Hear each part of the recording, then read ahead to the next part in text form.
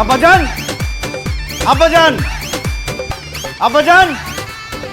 আরে জামাই বাবাজি, আরে বাইরে দাঁড়ায় দাঁড়ায় ডাকাডাকি করতেছো কেন? আসো ভেতরে আসো। না আব্বাজান, আমি বাসার ভিতরে যাব না।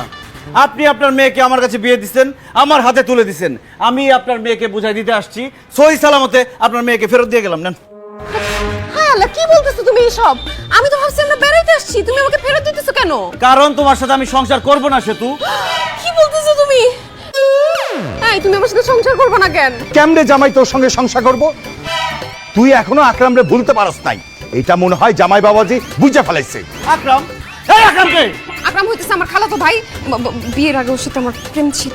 হায় হায় রে, কত বড় মিথ্যাবাদী প্রতারক! বাসর রাতে আমার মাথা ছুঁয়ে বলছে তার সাথে নাকি কারো প্রেম ছিল না, এখন প্রেমিক বের হয়ে আসতেছে, ইচ্ছা করতেছে।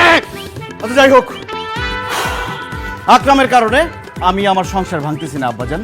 তাহলে কেন ভাঙতেছো? বুঝতে পারছি জামাই বাবাজি, আসলে বিয়ের দিন তোমাকে আত্মীয় স্বজন সবাই যে পচা গরু মাংস খাওয়াইছিলাম, এইটা মনে হয় তুমি দইরা পালাইছো। বিশ্বাস করো বাবাজি, আমরা নিজেরাও জানতাম না মাংস যে পচা ছিল। রান্নার পরে বাবুসি কইলো গরুর মাংস নাকি পচা ছিল। কি? বিয়ার মধ্যে আপনারা পচা গরুর মাংস খাওয়াইছেন? এই জন্য তো বিয়ার 3 দিন পরেও আমাদের সবার পেট খারাপ, অসুস্থ হয়ে গেছি সবাই আমরা। আচ্ছা যাই হোক, পচা গরুর মাংসের কারণেও আমি সংসার ভাঙতেছি না। তাহলে কি কারণে তুমি আমার সাথে সংসার করবে না? আমি বুঝছি কি লাইগা জামাই তোর সঙ্গে সংসার করতেছে না।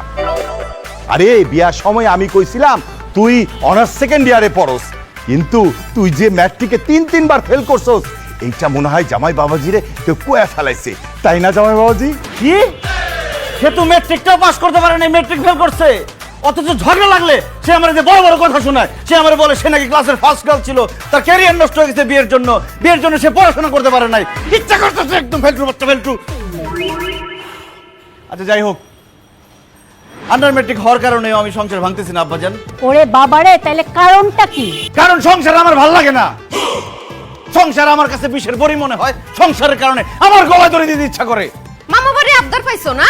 আমার জীবন যৌবন নষ্ট করে এখন তোমার সংসার করতে ইচ্ছা করছে না। তুমি সংসার করবা, তোমার বাপও সংসার করবে। আব্বাই করলে করতে পারে, কিন্তু আমি করবো না, কারণ সংসার আমার ভাল লাগে না।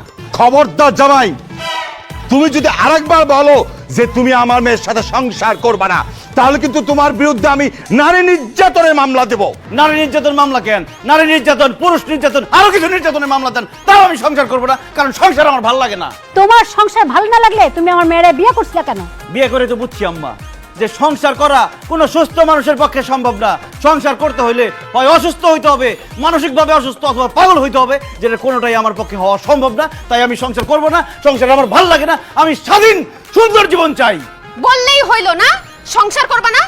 তোমার ঘরে যেহেতু আমি চাপছি, সংসার তোমাকে করতে হবে। আসো আসো। অসম্ভব, বাসায় যাব না, আমি সংসার করব না।